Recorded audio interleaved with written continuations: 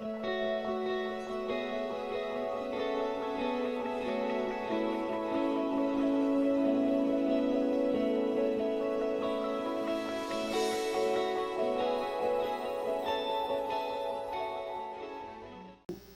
mundos pelo poder da sua palavra. Então, da mesma forma que Deus eterniza em Gênesis capítulo 1, verso 1, quando ele diz: e no princípio criou Deus os céus e a terra. Então, da mesma forma que Deus criou os céus em Gênesis capítulo 1, verso 1, no plural, ele também criou em Hebreus capítulo 11, verso 3, os mundos no plural. Quando nós olhamos para os céus, entendemos de uma forma teórica que existem 3 tipos de céu, que é o céu atmosférico, que pela qual os nossos olhos conseguem ver, o céu azul com as suas nuvens, com o sol resplandecendo sobre ele. E muito mais além do primeiro céu, existe um lugar chamado como regiões celestiais, ou como o salmista diz no Salmo de número 68, como as regiões de Baçã.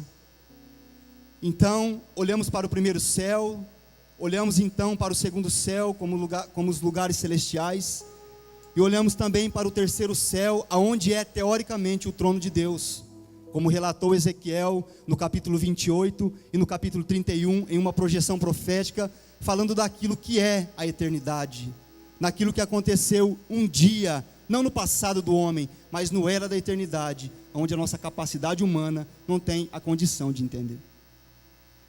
Então, da mesma forma que existem 3 céus, existem também 2 mundos. Isso é muito interessante. Existe o mundo físico, que é o mundo onde os nossos olhos físicos conseguem ver. Quando eu olho aqui então, para esta grande congregação, para a nave desta igreja, eu consigo ver muitas coisas. Eu vejo aqui cadeiras, eu vejo aqui pessoas, eu vejo aqui equipamentos de som, de filmagem, enfim, muitas coisas eu vejo. Só que por detrás disso tudo, que os meus olhos físicos têm a capacidade de ver e entender, existe um contexto espiritual, ou algo espiritual, que a minha capacidade humana, e também a sua capacidade humana, não tem a condição, e a profundidade de entender.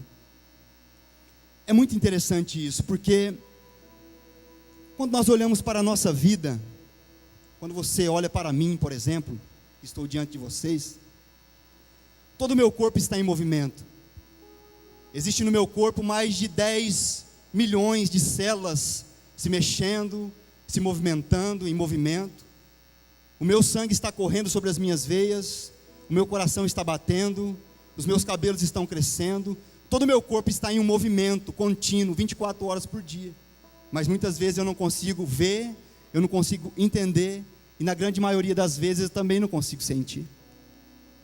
Então é assim com a nossa vida cristã. É assim também com a nossa caminhada cristã. Existe um mundo espiritual que está se movendo agora, que nós não temos a capacidade humana, com os nossos olhos físicos, de poder ver, e de poder entender, e de poder compreender. Queira Deus que Ele abrisse os nossos olhos agora, os nossos olhos espirituais, por alguns segundos, ou por alguns minutos, e nós pudéssemos então contemplar daquilo que de fato é o mundo espiritual.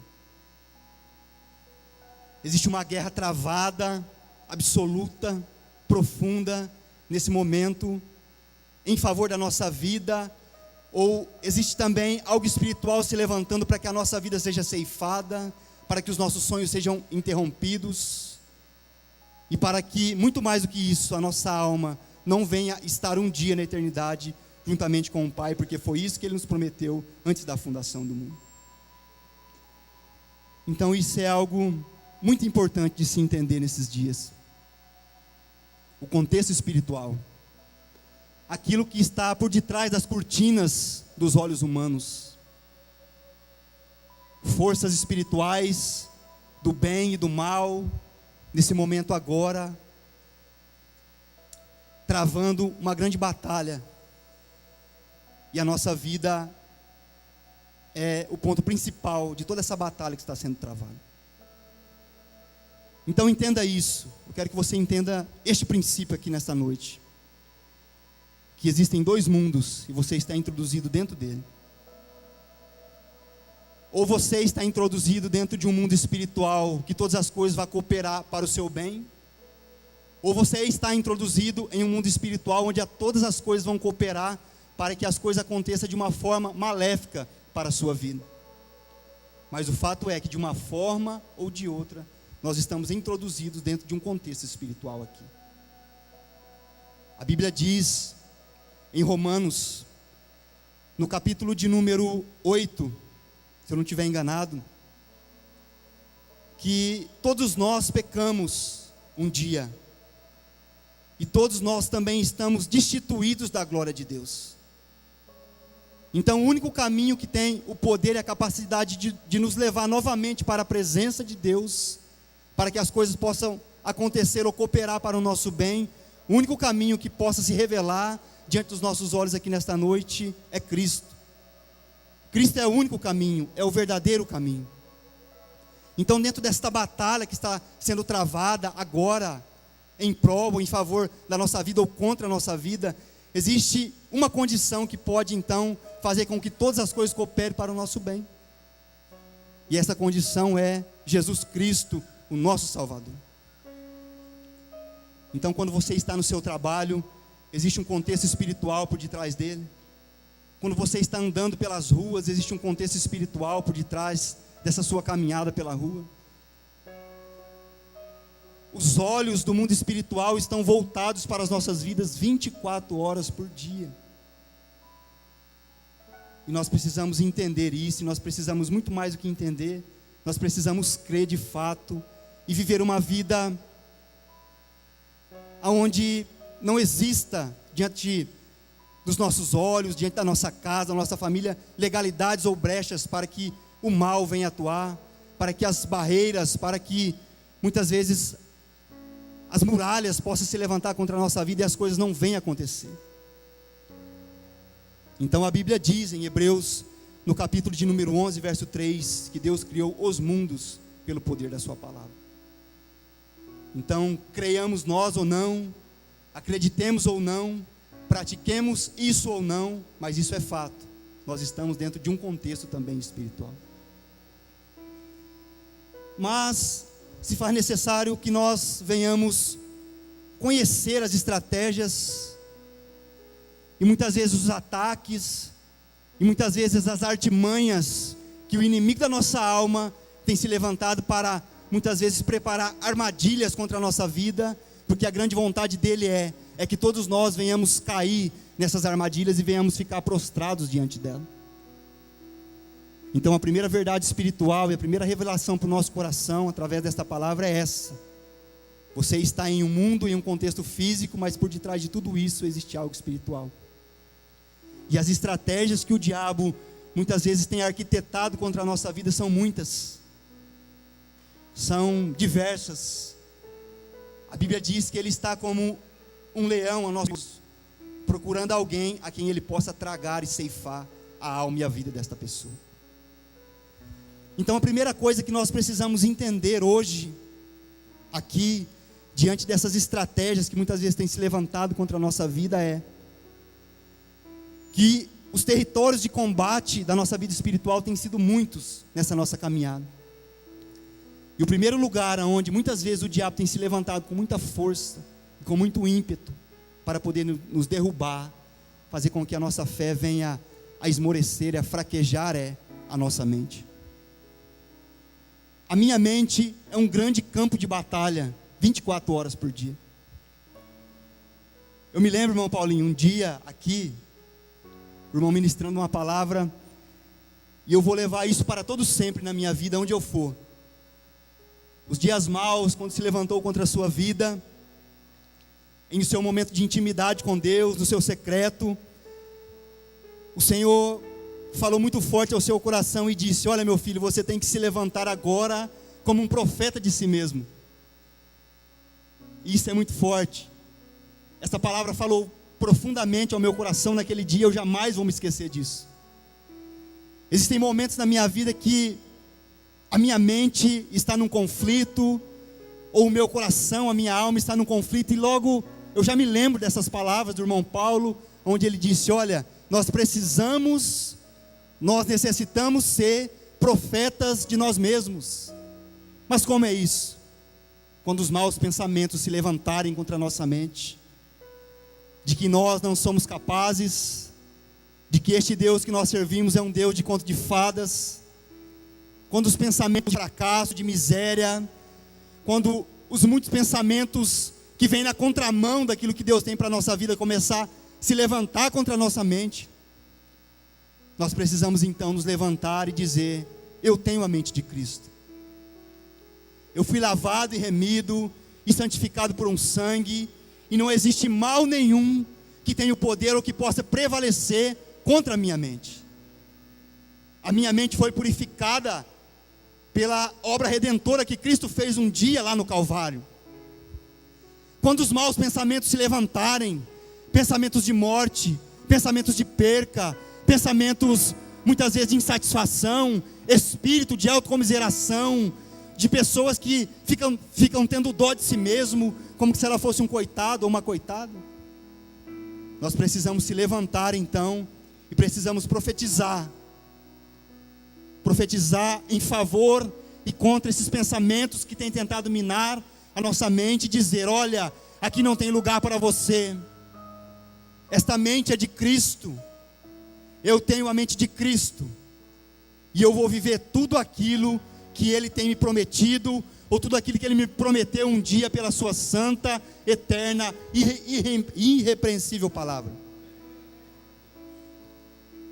Então, o primeiro campo de batalha é a nossa mente.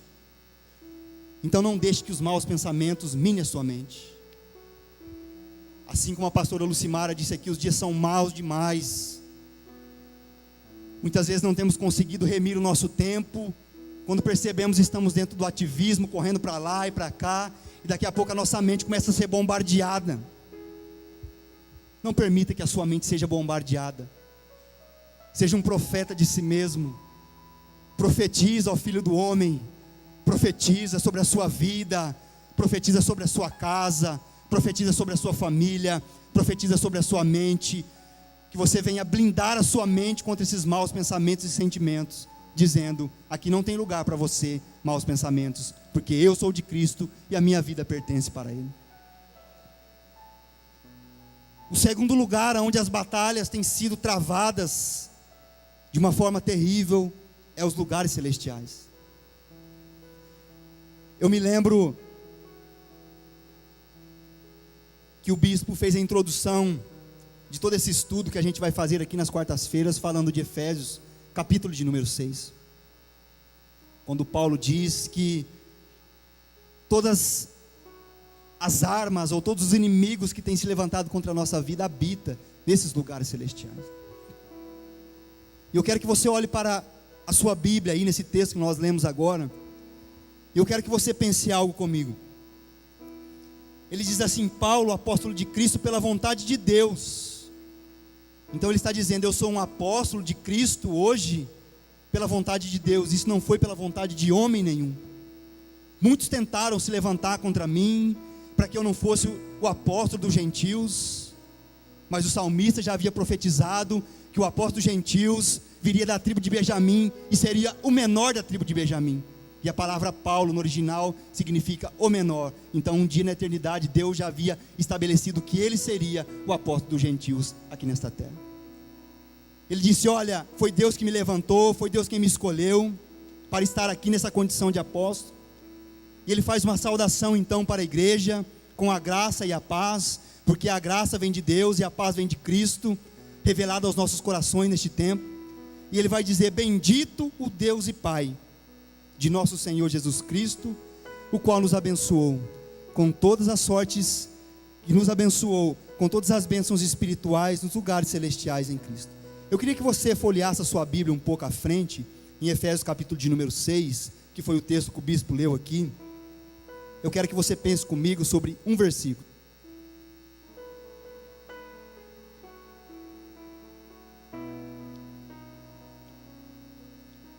Paulo, no capítulo 1, no verso 3, ele diz que todas as nossas bênçãos estão nos lugares celestiais em Cristo. E o mesmo Paulo, no capítulo 6 de Efésios, no verso 12, vai dizer: porque não temos que lutar contra a carne e o sangue, mas sim contra principados, número 1, contra potestades, número 2, contra príncipe das trevas, número 3, contra hostes espirituais da maldade, número 4, aonde? Nos lugares celestiais. Então, da mesma forma que a nossa bênção está depositada nos lugares celestiais, os demônios que têm se levantado contra a nossa vida têm feito também dos lugares celestiais a sua morada, a sua moradia, o seu estabelecimento. Veja como isso é profundo. Quando nós falamos que nós precisamos de uma cobertura, é relacionada a esse texto aqui. Muitas pessoas, de uma forma errada, acham que os ataques que nós sofremos espirituais, eles vêm de baixo, como se o diabo habitasse em um lugar chamado Hades, que é o centro espiritual da terra, e como se esses ataques viessem de baixo para cima em relação à nossa vida. Mas a grande verdade é que esses ataques, eles têm vindo de cima para baixo, e é por isso então que nós precisamos de uma cobertura aqui. A nossa cobertura é a nossa liderança desta igreja. A liderança desta igreja tem orado pela nossa vida, tem buscado a Deus em santidade, em obediência, em fidelidade, em favor da nossa vida. Mas uma coisa que Deus quer que nós entendamos aqui nesta noite através deste texto Paulo está dizendo que Cristo nos escolheu um dia, ainda antes da fundação do mundo, e tudo aquilo que sonhamos, tudo aquilo que planejamos, tudo aquilo que muitas vezes arquitetamos para a nossa vida, em relação a este mundo, em relação a essas coisas terrenas e temporais que nós estamos vivendo aqui, os nossos milagres, os nossos sonhos, os nossos projetos de vida, eles já não estão mais nas mãos de Deus, eles estão sim, literalmente, em meio a demônios aqui nos lugares celestiais. Mas de que forma então que nós tomaremos posse de todas as bênçãos espirituais que Cristo já reservou para a nossa vida e que está com Ele, juntamente com Ele, nos lugares celestiais? A Bíblia diz que Daniel orou de uma forma incessante por muitos dias. Daniel precisava de uma resposta de Deus para a sua vida e para o seu coração, e a Bíblia diz que por 20 dias ele orou de uma forma incansável. Ele não conseguiu então obter a resposta de Deus para a sua vida, para aquilo que ele estava vivendo naquele momento. Isso está relatado em Daniel capítulo 10. Só que a Bíblia diz que ao cabo do 21º dia, se manifestou um anjo diante dele e disse: olha Daniel, desde o primeiro dia em que você aplicou o seu coração na presença de Deus, ele já te ouviu. Mas o príncipe do rei da Pérsia, um principado que Paulo relata em Efésios capítulo 6, no verso 12, se levantou, Daniel, contra a sua vida, para que você não obtivesse a resposta daquilo que Deus tem para você. Se fez necessário eu sair da presença de Deus, limpar o caminho, para que o anjo se manifestasse então agora diante de você aqui e te entregasse a revelação daquilo que seu coração tanto estava procurando e aplicado na presença de Deus por esses 21 dias. Então, da mesma forma que Israel teve que peregrinar pelo deserto, e o lugar onde Deus depositou as bênçãos de Israel foi Canaã, nós também precisamos sair da nossa condição terrena, terrestre, física, palpável, e entrar então nesse mundo espiritual e tomar posse então de tudo aquilo que Cristo já reservou para nós e que já está disponível nos lugares celestiais. Mas de que forma que isso vai acontecer? Através da nossa perseverança, através da nossa oração, através do nosso clamor, através da nossa constância na presença de Deus, através do nosso comprometimento com Ele, de se levantar muitas vezes contra a preguiça que tem muitas vezes tentado falar mais alto diante da nossa vida, para que nós não venhamos orar, para que nós não venhamos buscar a palavra, para que nós não venhamos buscar na palavra. Então o diabo tem feito muitas coisas para que nós não venhamos buscar a Deus de uma forma espiritual, e Paulo diz em Efésios capítulo 6, que todas as nossas armas são espirituais.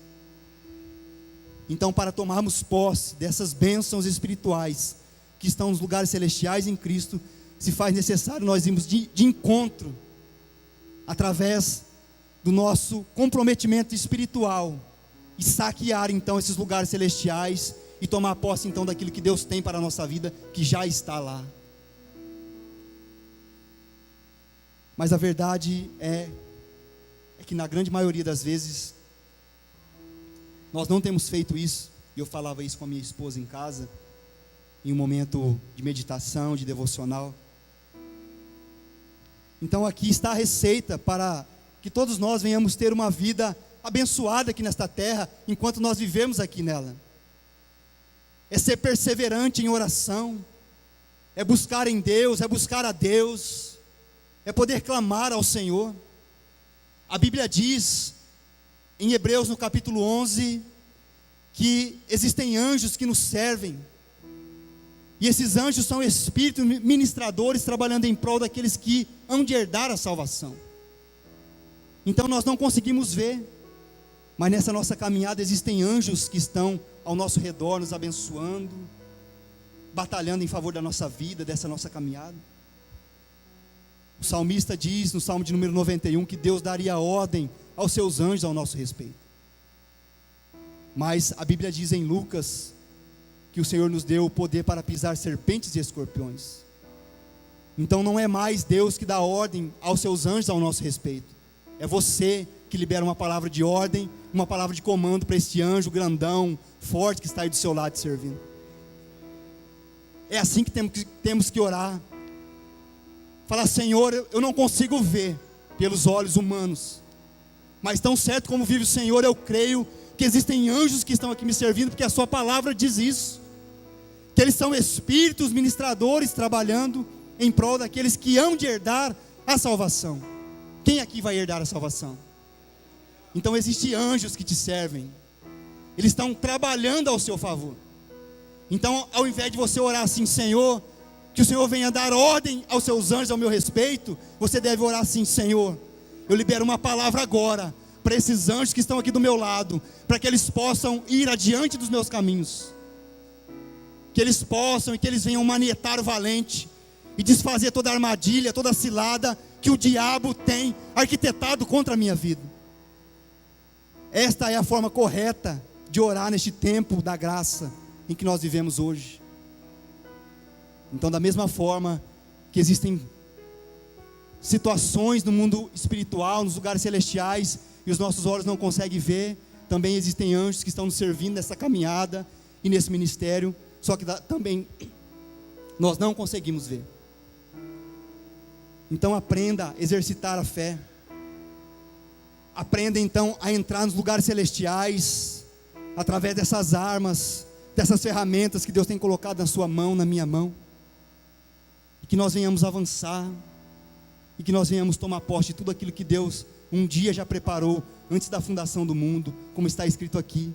Porque está dizendo aqui no texto, no verso 4, que Ele nos elegeu nele antes da fundação do mundo, para que fôssemos santos e irrepreensíveis diante dele, em caridade, que é também o amor. Então, a nossa mente é um território de combate. Os lugares celestiais também é outro território de combate aqui. E precisamos entender quais são também os nossos inimigos.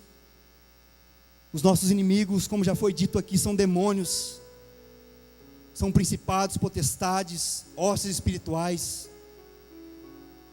Muitas coisas que muitas vezes nós nem pensamos, imaginamos que existe, mas esses são os nossos inimigos, que são os demônios. O inimigo também é este mundo em que nós vivemos, porque a Bíblia diz que o príncipe das trevas, ele tem tomado conta deste mundo, e esse mundo jaz dele, do maligno. Então, os demônios são os nossos inimigos. Este mundo em que vivemos, em um contexto fora de Deus, também é o nosso inimigo. E o nosso eu, a nossa alma, também que tem falado muito forte, muitas vezes na nossa vida, tem sido de uma forma muito terrível também, o nosso próprio inimigo, a nossa alma, o nosso eu, a nossa vontade, o nosso intelecto, o nosso sentimento, o nosso psique.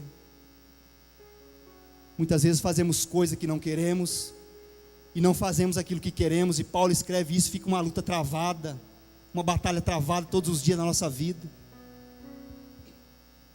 Muitas vezes fazemos algo, muitas vezes paramos para pensar e dizemos: Senhor, mas eu não queria fazer isso e eu fiz.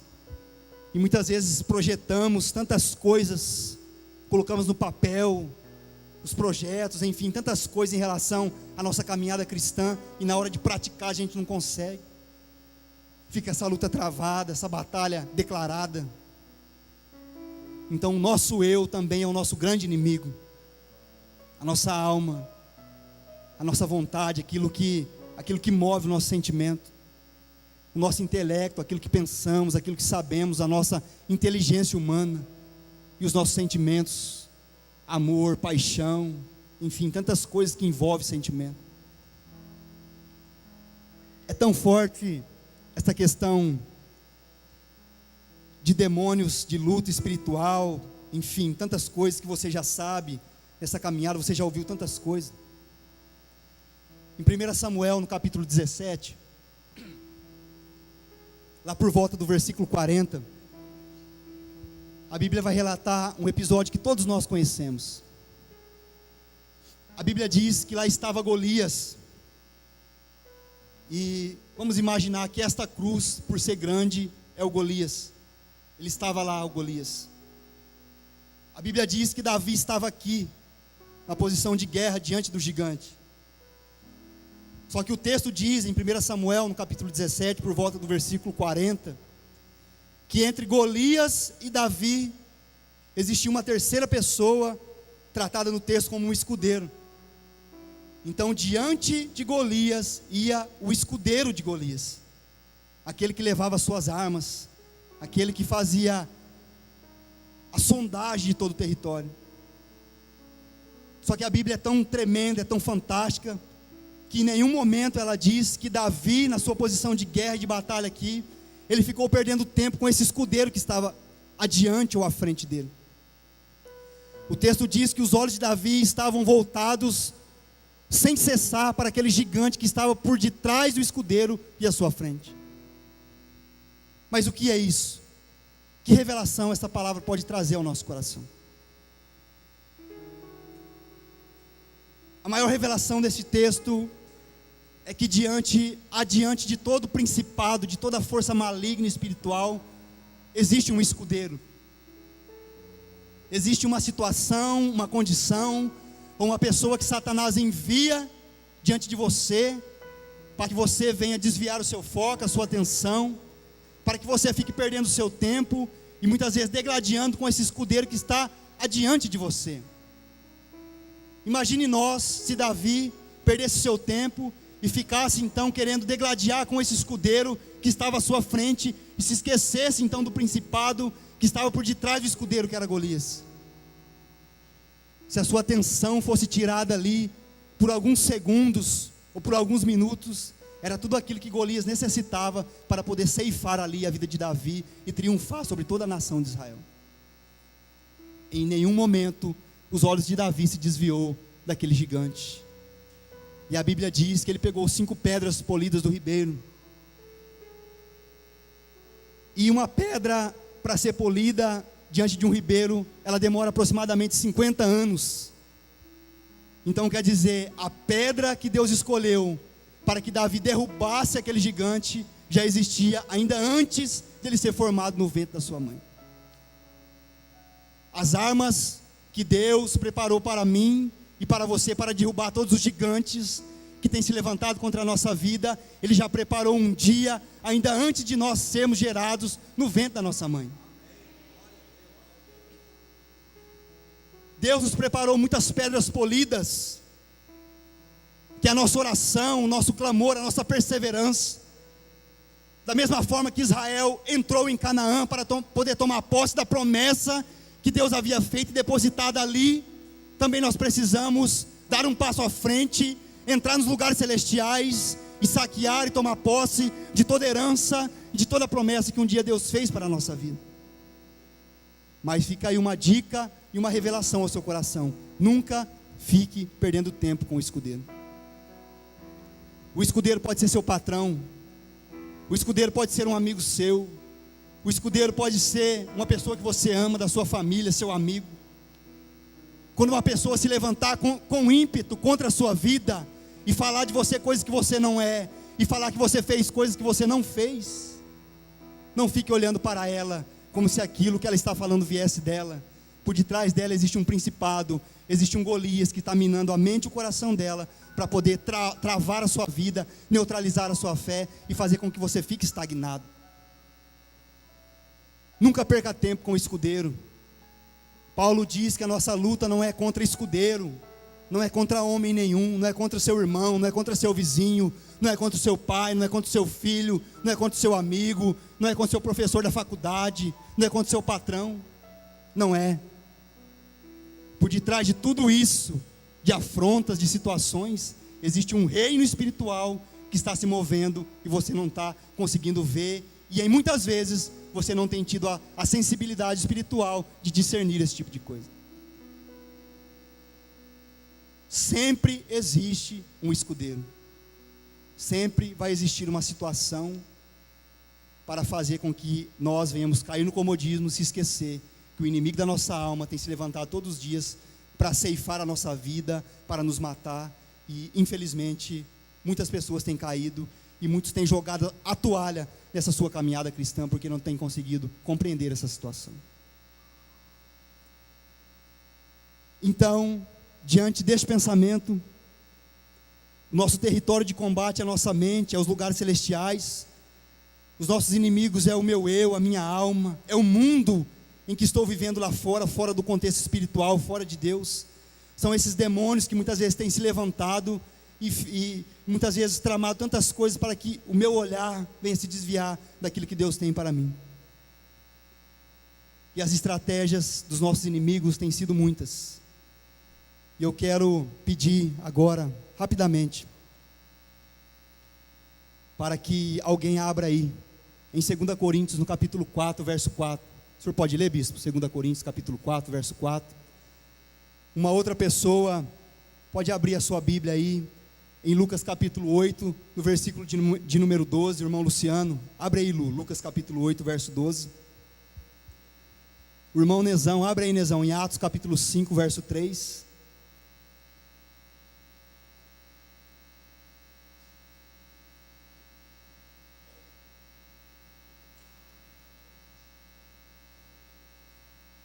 Pode abrir aí, Flates. Em 1 Tessalonicenses, capítulo de número 2, verso de número 18. O irmão Fernando aí, pode abrir, Fernando, por favor. Em 1 Coríntios, no capítulo 7, no verso de número 5. Pode ler, bispo, por favor. 2 Coríntios, no capítulo 4, no verso 4.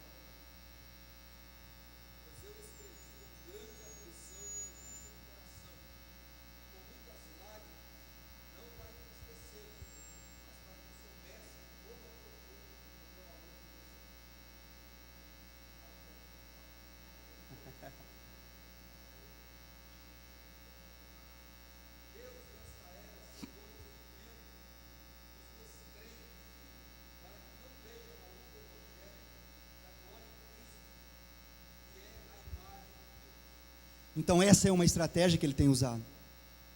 Cegar o entendimento do povo cristão.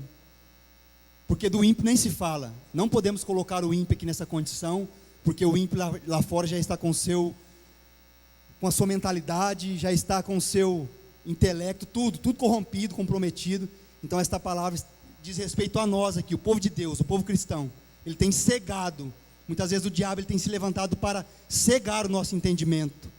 Essa é uma das estratégias que ele tem usado e se levantado nesse tempo para poder fazer obras malignas contra a igreja de Cristo aqui nessa terra.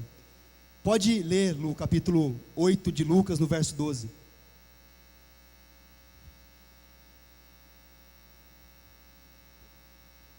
Lucas capítulo 8, verso 12.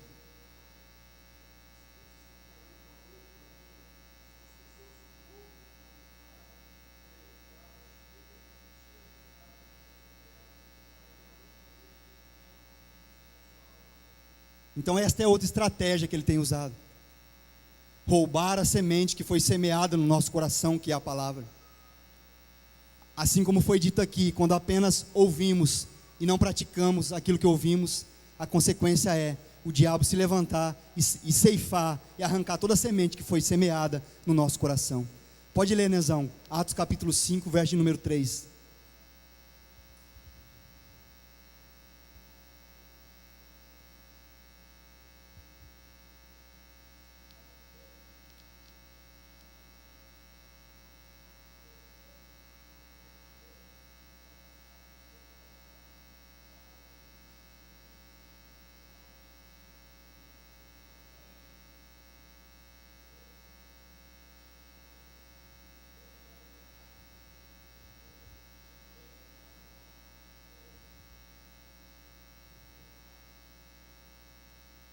Amém, isso mesmo. Então a outra estratégia que o diabo tem usado é a mentira. Como se uma mentirinha não tivesse peso sobre a nossa vida, sobre essa nossa caminhada cristã. Infelizmente, muitas pessoas praticando a palavra, vivendo o evangelho, têm deixado com que o espírito da mentira venha tomar conta do seu coração, e um abismo então começa a puxar outro abismo, e quando essa pessoa vai perceber, ela já está completamente nocauteada, com a sua guarda aberta, com muitas legalidades na sua vida, e é aí então que o diabo tem atuado. 1 Tessalonicenses, capítulo 2, verso 18, Flávio.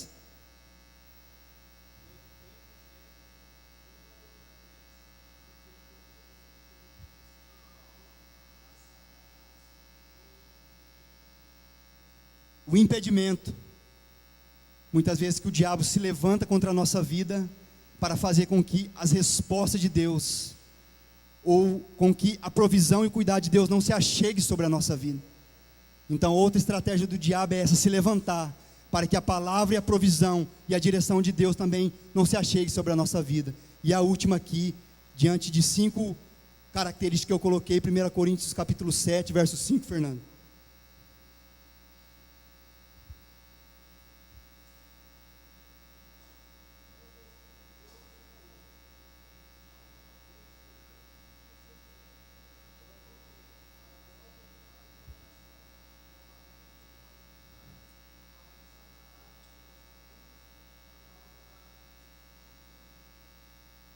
Glória a Deus, é isso mesmo. Então uma outra estratégia aqui é, e na minha opinião, talvez uma das maiores de todas dentro da igreja de Cristo nessa terra, que se chama imoralidade sexual. Quando nós olhamos para a vida, por exemplo, de Finéias, nós entendemos algo. Que Finéias, ele se levantou contra um espírito de fornicação que estava no meio do arraial da congregação de Israel. E a Bíblia diz que pelo fato de Finéias ter se levantado contra o espírito da fornicação, o Senhor Deus de Israel perpetuou o seu ministério. Então, a imoralidade sexual, ou a imoralidade moral no meio do povo de Deus, também tem sido uma estratégia terrível e maligna, que Satanás tem colocado diante dos nossos caminhos, para fazer com que a nossa vida fique presa, e nós também não venhamos tomar posse daquilo que já está liberado para a nossa vida nos lugares celestiais. Então, esta é a palavra que Deus colocou no meu coração. Esta é a palavra que estava proposta também no coração da liderança desta igreja, né? Eu acredito que nas próximas quartas-feiras o bispo vai dar continuidade em tudo isso aqui que a gente começou a falar, e eu dei continuidade. Muitos outros homens de Deus vão se levantar para poder falar muitas coisas aqui em relação à batalha espiritual, a coisas espirituais que estão à nossa volta, que muitas vezes nós não temos a condição de entender. Eu queria que você se colocasse de pé, para que a gente venha orar a Deus nesse momento.